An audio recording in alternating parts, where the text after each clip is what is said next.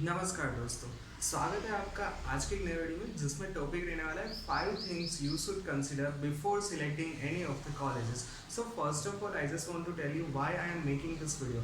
क्योंकि जनरली होता क्या है कि लोग हैं वो वेबसाइट देख के या फिर थोड़ी सी अच्छी खासियत देख के कॉलेज में एडमिशन ले लेते हैं। उसके बाद क्या होता है, after then they will regret कि why I am select this college और मैं इस कॉलेज में क्यों आया। ऐसा ना हो, that's why I am making this video that 5 things you should consider before selecting any of this colleges. So let's start with the point number 1 and that is placement. अब आप बोलोगे कि why I am focusing on placement more. इसका reason ये है कि देखिए placement में जनरली क्या होता है कि मान लीजिए कि आपका 100 का क्लास है, 100 स्टूडेंट्स का, तो उसमें से 60 से लेके 70 स्टूडेंट्स है वो सिलेक्ट करेंगे प्लेसमेंट। तो इसीलिए प्लेसमेंट काफ़ी इंपॉर्टेंट हो जाता है। तो आप बोलोगे कि बाकी के बचे हुए स्टूडेंट्स का क्या, तो देखिए 100 में से ज़्यादातर 60 से 70 स्टूडेंट्स प्लेसमेंट सिलेक्ट कर लेते हैं। उसमें से बाकी बचे हुए 10 से 15 स्टूडेंट्स ऐसे होते हैं कि जो गेट एग्ज़ाम क्लियर करके गेट एग्ज़ाम फोड़ के मास्टर्स करते हैं आईआईटी, एनआईटी, ट्रिपल आईटी में से। उसके अलावा 10-15 स्टूडेंट्स ऐसे होते हैं कि जो एब्रॉड में एडमिशन लेना चाहते हैं, जैसे कि USA, UK, Germany, Canada, Australia etcetera. तो वो 10-15 स्टूडेंट्स एब्रॉड जाते हैं। बाकी के 10-15 स्टूडेंट्स ऐसे निकलते हैं कि जो गवर्नमेंट जॉब के लिए अप्लाई करते हैं, जैसे कि पीएसआई हो गया, एएसआई हो गया, पीआई हो गया, यूपीएससी, जीपीएससी, इस तरह से। और बाकी के 10-15 स्टूडेंट्स हैं वो अपने फादर्स का बिजनेस संभालते। तो इस तरह से कैटेगरी होती है। तो मोस्ट ऑफ यहाँ से 60 से 70% स्टूडेंट्स ऐसे निकलते हैं कि जो प्लेसमेंट की ओर ज़्यादा है। तो इसीलिए सबसे पहली पॉइंट आपको क्या देखना चाहिए कि कॉलेज का प्लेसमेंट आपको चेक करना चाहिए। अब आप बोलोगे कि कॉलेज का प्लेसमेंट किस तरह से चेक करना चाहिए। फर्स्ट थिंग आपको क्या देखना है कि जब भी आप कोई कॉलेज का प्लेसमेंट देखें तो उसमें से ये पॉइंट ज़रूर से देखना कि कितने स्टूडेंट्स का ऑन कैंपस हुआ है और ऑफ कैंपस हुआ है। अब आप पूछोगे कि ऑन कैंपस और ऑफ कैंपस में क्या डिफरेंस होता है। तो देखिए सबसे पहली बात, ऑन कैंपस यानी कि कोई कंपनी है वो आपकी कॉलेज में आई है और उसके बाद वो कंपनी कॉलेज में से स्टूडेंट सिलेक्ट करके प्लेसमेंट देती है। दूसरी बात, ऑफ कैंपस का क्या होता है कि कोई कंपनी है वहाँ पे डिफरेंट कॉलेजेस होती है, वो कंपनी में जाती है और कैंपस प्लेसमेंट में अप्लाई करती है। यानी कि कंपनी वहाँ पे ही है, एक साथ 10-15 कॉलेज उसमें से जाते हैं ऑफ कैंपस के लिए। और ऑन कैंपस में क्या होगा, कंपनी आपके पास आएगी कॉलेज के अंदर और उसके बाद प्लेसमेंट देगी। तो ये डिफरेंस होता है on campus versus off campus. तो आपको ये देखना है कि कौन सी कंपनी ऐसी है कि जो ऑन कैंपस के लिए आई है। क्योंकि इंपॉर्टेंट क्या रहेगा, ऑन कैंपस। ऑफ कैंपस में तो आप कहीं से भी अप्लाई कर सकते हो, उसमें कॉलेज इंपॉर्टेंट नहीं होता है। तो इसीलिए ये मत भूलना कि कौन सी कॉलेज में ऑन कैंपस कितनी कॉलेजेस हैं और ऑफ कैंपस कितनी कंपनियां से। ये आपको डेफिनेटली कंसिडर करना चाहिए। Now let's talk about the second point and that is the facilities. उसके अलावा लैब, वर्कशॉप। इसका रीज़न क्या है, see I have completed my IT engineering recently. तो मुझे क्या चाहिए, मुझे सबसे पहले एक डेटाबेस लैब चाहिए, कंप्यूटर लैब चाहिए, इंटरनेट लैब चाहिए, उसके अलावा 2-3 और लैब चाहिए। तो ये सारी लैब है वो कॉलेज में है। कॉलेज क्या लैपटॉप प्रोवाइड करता है, कंप्यूटर्स की नंबर्स है, कंप्यूटर हमें प्रोवाइड करते हैं। इसके अलावा मान लीजिए कि हमें प्रैक्टिस करना हो तो कंप्यूटर फ्री रहता है, कंप्यूटर पर हम बैठ सकते हैं। तो ये होता है computer, IT, PC, ICT students के लिए इतनी सारी लैब्स की रिक्वायरमेंट। मान लीजिए कि आप चाहते हैं कि आप मैकेनिकल में जाए, तो उसके लिए क्या इंपॉर्टेंट है, वर्कशॉप। तो क्या वर्कशॉप है, वर्कशॉप में कितने साधन है, इंस्ट्रूमेंट कितने हैं, हर एक स्टूडेंट्स के लिए एक पर्टिकुलर मशीन होगा कि नहीं होगा। तो ये होता है मैकेनिकल के लिए। शायद आप सिविल, इलेक्ट्रिकल, दूसरी कोई भी ब्रांच में हो तो उसके अकॉर्डिंग कितनी वर्कशॉप है, उसके अंदर कितनी फैसिलिटीज़ है, क्या कुछ प्रोवाइड होता है, हर एक स्टूडेंट्स के लिए एक सेपरेट इंस्ट्रूमेंट है, ये सब कुछ आपको कंसिडर करना चाहिए। नंबर 2, तो लैब है कि नहीं, वर्कशॉप है कि नहीं। तो ये होता है सेकेंड पॉइंट। क्योंकि आपका इंजीनियरिंग में देखिए ओनली आपकी पढ़ाई ही नहीं होगी, उसके साथ साथ प्रैक्टिकल्स भी होंगे। तो देखिए ये इंपॉर्टेंट रहता है कि थियरी के साथ साथ प्रैक्टिकल करने आप जाओ लैब में, तब लैब में सभी फैसिलिटीज़ होनी चाहिए। This is point number 2। Now let's talk about the point number 3 and that is the alumni. अब ये थोड़ा सा डिफरेंट टॉपिक होगा। सबसे पहले तो मैं एल्यूमनाई के बारे में बताना चाहता हूँ। इसका मतलब क्या है कि जब भी कोई स्टूडेंट्स कोई कॉलेज में से पास आउट होकर निकल जाते हैं, मतलब वो उसकी इंजीनियरिंग खत्म हो जाती है, उसके बाद वो कहलाते हैं एल्यूमनाई। मैं काफ़ी फेमस एग्जांपल देना चाहता हूँ, एक दो।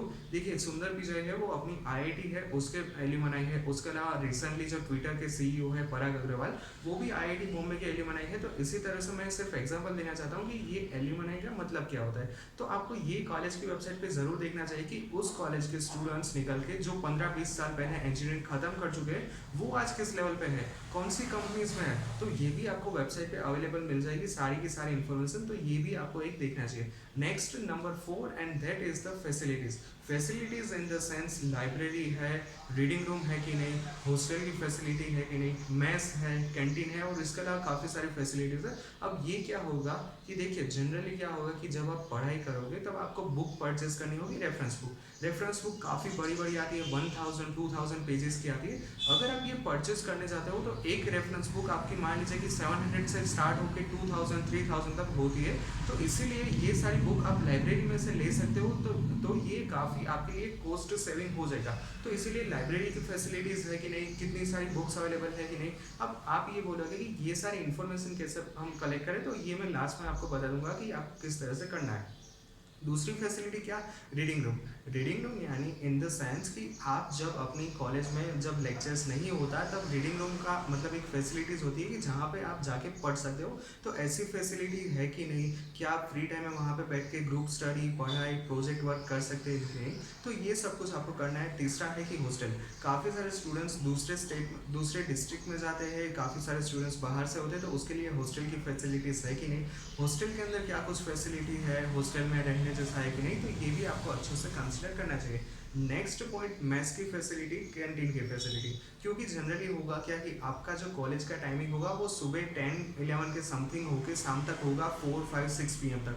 तो होगा क्या कि बीच के टाइम में आपके पास ब्रेक्स होंगे कि जब आपकी ब्रेक टाइम होगा, लंच टाइम होगा। तो अगर कॉलेज के अंदर मैथ्स और कैंटीन की फैसिलिटी होती है तब आप वहाँ पे कुछ भी लंच ले सकते हो। बट वहाँ पे एक पॉइंट कंसिडर करना है कि हाइजीन किस तरह से मेंटेन रहता है, हाइजीन है कि नहीं, फूड क्वालिटी कितनी है, ये सब कुछ आपको देखना होगा। मैं लास्ट में ज़रूर से आपको बताऊंगा कि ये आप किस तरह से सब कुछ करना है। और फिफ्थ पॉइंट है कि review from other colleges, review from other students, सबसे इंपॉर्टेंट पॉइंट है।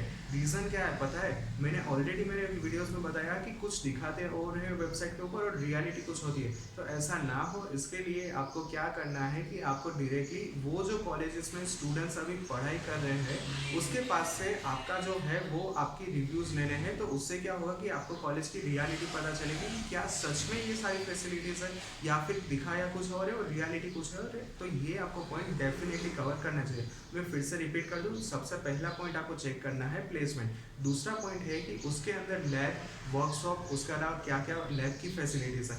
थर्ड पॉइंट ये कि उसमें किस तरह के एल्यूमिनाई है, वो आज कौन से लेवल पे है। Fourth point is hostel, mess, canteen, उसके अलावा क्या रीडिंग रूम है, लाइब्रेरी की किस तरह से फैसिलिटीज़ है, ये है फोर्थ पॉइंट। और आपका फिफ्थ पॉइंट है कि रिव्यूज़ फ्रॉम अदर स्टूडेंट्स, ये है 5 पॉइंट। लास्ट में मैं आपको इतना ही बताना चाहता हूँ कि आपको क्या करना है कि जब भी आप कोई कॉलेज सिलेक्ट करो चॉइस फिलिंग के लिए, उसके पहले आपको एक बार वो कॉलेज डेफिनेटली विजिट करनी है कि आपको उसमें पता चलेगा कि कॉलेज में क्या कुछ रियलिटी है। मान लीजिए कि मैंने यहाँ पे क्या बोला कि लाइब्रेरी की फैसिलिटी, आप कॉलेज सिलेक्ट करने जाओ उससे पहले कॉलेज में जाओ, तब लाइब्रेरी में एक बार विजिट कर लेना। उसके अलावा लैब, वर्कशॉप, उसके अलावा मैंने बोला कि रीडिंग रूम, सारी फैसिलिटीज़। तो ये सब कुछ आप जब कॉलेज कैंपस में विजिट में जाओ तब आप डेफिनेटली चेक कर सकते हो कि क्या कुछ फैसिलिटीज़ है और क्या रियलिटी में सच में जो वेबसाइट पे दिखाया है वो सारी फैसिलिटीज़ है कि नहीं। तो ये था आज का video, 5 things you should know before taking admission in any of the college. So thank you guys for watching this video. If you watching till now, then please subscribe the channel and press the bell icon for the latest notification. If you like this video, then hit that like button, and if you have any doubts, then ask me in the comment section. As well as I have also put my Instagram account on the description below, so you can also ask me that, you can also DM that. Thank you.